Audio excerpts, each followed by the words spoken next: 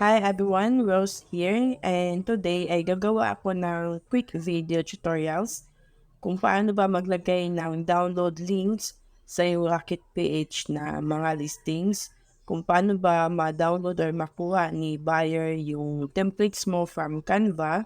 Kasi most of you ay nag-reach out talaga sa akin, no? Kung paano ba yun gagawin kasi naguluhan pa din. So, yun yung focus ng video natin ngayon, alright?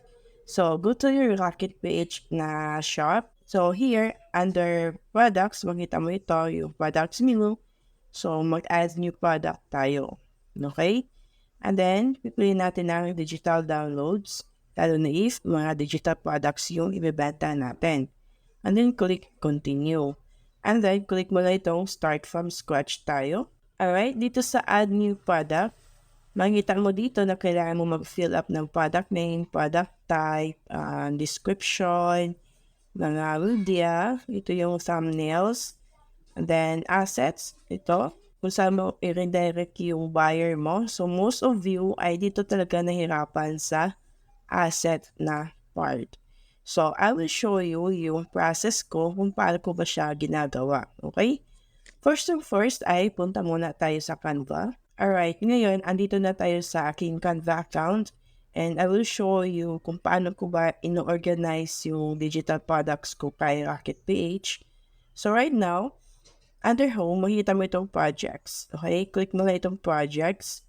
So what I want you to do is that you need to create a separate folder para sa mga RaketPH na products mo. For example, dito sa akin, as you can see here, I've got a lot of folders, okay? And makita mo dito itong RaketPH store na folder. So, paano nga ba gagawa ng folder dito kung hindi mo alam? Punta ka lang ulit dito sa projects and then click mo lang itong add new and then click mo lang itong folder. So, RaketPH, for example, ganyan, and then click mo lang itong continue. And then, here you go. Kaya kita mo ito. So, yun yung folder na ginawa natin kanina.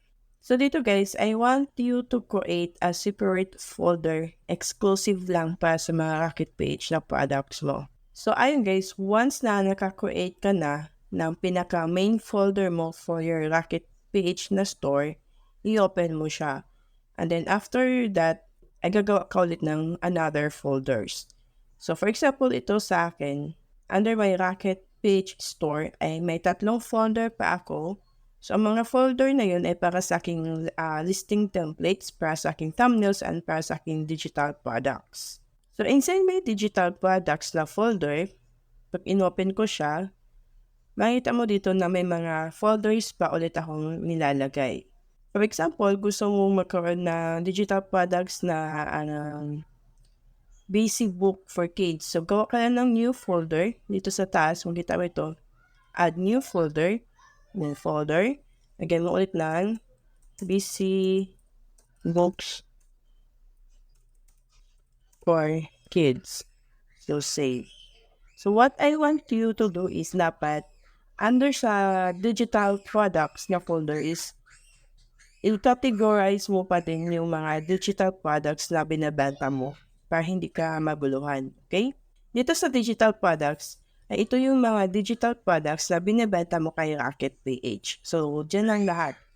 And then, under the thumbnails na folder, ito naman yung mga thumbnails na ginagamit ko doon sa particular na ebook na yon or na digital products. Dito kasi yan guys, yung thumbnail na yon. Add up to 10 media to your product used to represent your product during checkout, in email, social sharing, and more. So, ito yan siya guys. Okay? For example, may another products ako. Ang gagawin ko is i-duplicate ko lang ito. Make a copy. And then, i-rename ko lang siya. So, kung ilan yung digital products ko na naka-store sa digital products na folder ko, ay dapat match din sila doon sa thumbnails ko. So, for example, itong ginawa ko recently, ito po yung thumbnails na aking Launch Your Online Course na ebook. So, para every time na kung gusto ko mag-upload ng panibagong ebook sa aking RaketPH na store, ay may template na akong naka-ready. So, bali, ang gagawin ko na lang is drag and drop na lang ng mga elements dito. Okay? So, ayan siya guys.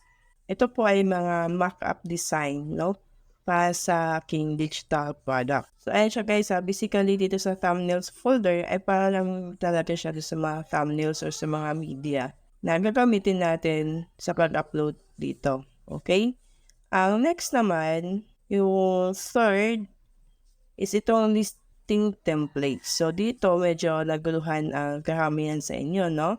So, open ko lang itong listing templates ko. Itong listing templates, guys, ay ito na yung PDF form na i-upload ko kay RaketPH. Diba? Kung saan, dito nila ma-access yung products na binibili nila sa akin. So, for example, launch your online course ebook, yung products na in-list ko kay RaketPH. As you can see, so andito na yung mga resell rights, ayan, yung instruction kung paano nila mag-download. And then page 4 is my social media, ayan mga links, para alam nila kung may problem man sila sa products ay pwede nila akong ma-reach out dito sa mga social media accounts na ito. So, paano ba to ilagay doon kay Raket page?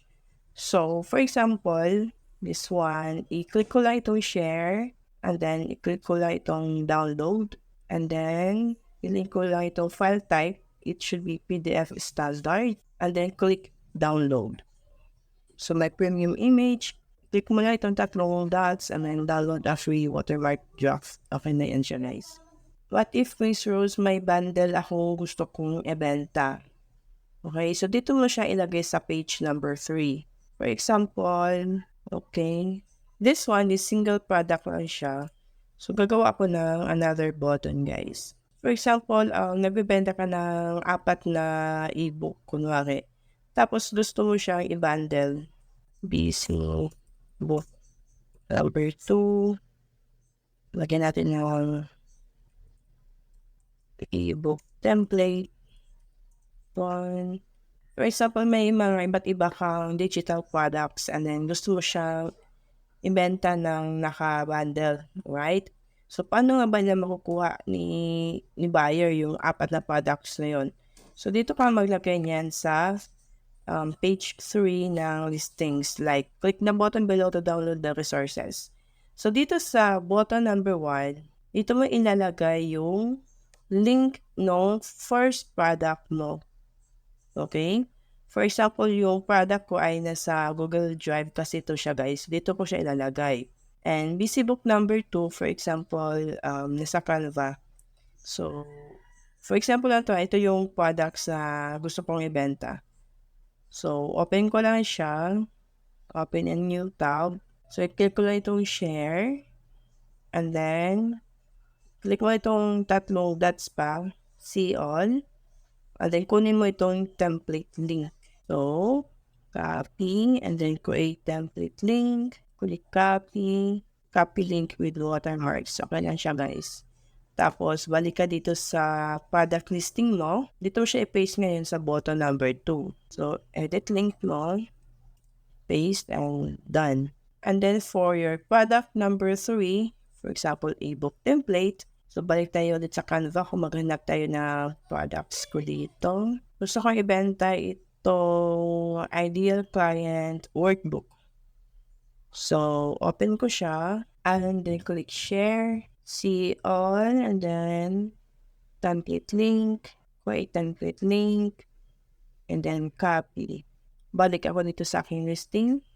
So, yun naman i-paste ko dito.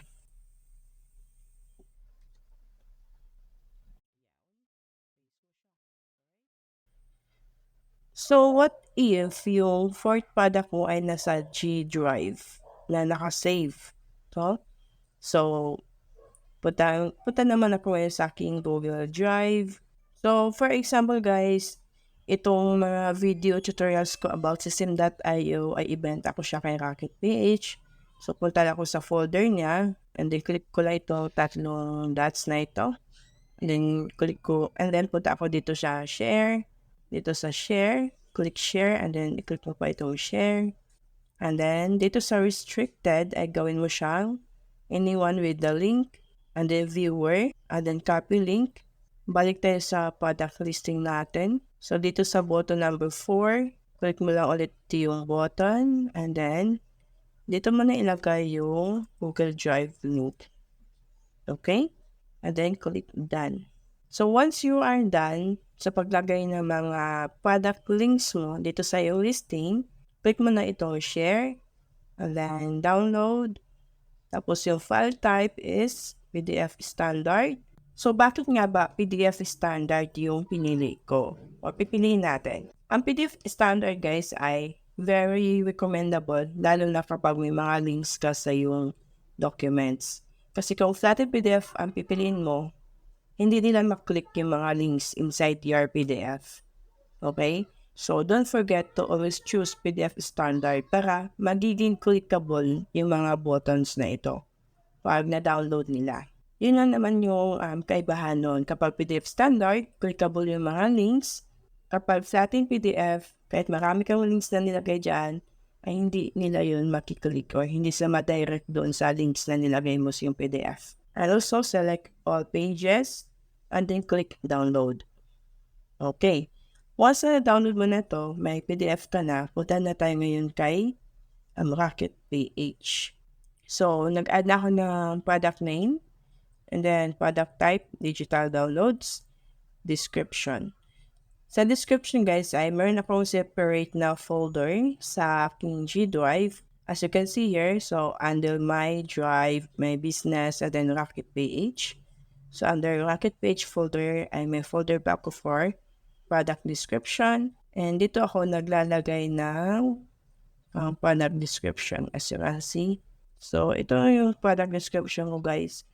Kaya ang gagawin ko, bago ako maglagay ng product description kay RaketPH, ay meron akong ginawang Google Docs. Pero ang gagawin ko is select all, copy, and balik ako sa RaketPH, under description, paste. Okay? Mas madali siya sa akin. Kasi pag ganito, ang hirap mag-edit pag ganyan. As you can see, hirap, diba? So, adjust na lang konti, enter. So, yun yung ways ko para mas madaling gumawa ng description. And then, dito sa add to media, so ito na nga yung thumbnails na ginawa natin kay Canva. So, click mo lang yung add media and then upload mo lang siya. And then, dito na tayo sa assets. The files the buyer will get access to once they have completed the payment. So, mayroon kang dalawang option dito. Redirect buyer to a URL or upload a file. What if gusto mo lang i-direct si buyer to your URL? Yes, pwede naman. Ang gagawin mo, punta ka ulit sa Canva, access your RaketPH store, and then access the folder, saan yung listing templates mo, open mo siya, and then click share, and then piliin mo itong public view link, and then create public view link, click mo yan siya, and then copy mo siya. Okay? So, copy link with watermarks. Balik ka dito sa RaketPH. So, ito na yung ipipaste mo dito. Okay? And then, iset mo yung price, 299, and then save and publish. Okay? Kasi once na bumili na sila, nabayad na, ito yung link na ma-access nila. Ibibigay yan ni RaketPH. Si RaketPH na yung mag-i-email sa kanila after they purchase. So, ano ba yung mag-i-itsura nun kapag na-access nila? So, open natin siya sa new tab. And ito na siya, guys, as you can see. And kung gusto nila i-download, kung ano naman dito sa apat na e-books na ito, hover lang yung mouse nila dito. And i-click nila kunwari itong VC Book 1. So, ma-open na nila yung link kung saan nakasave yung digital products mo. Kunwari dito sa akin ay nasa G Drive. So, pwede nila yung i-download. Option number 2 is kung ayaw mo naman na i-redirect sila doon sa public link. So, ito na yung mag-upload ka ng file. So, click mo lang itong upload a file. And then, click select files. So, bali guys, ito na po yung PDF file na dinownload natin from Canva kanina. Diba? Click mo lang ito. And then, click open. Ayan, upload na siya. Launch your online course PDF.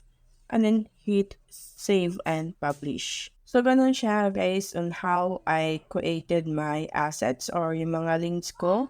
Kung paano makuha ni buyer or ni customer yung mga products na binibili nila sa akin from RaketPH.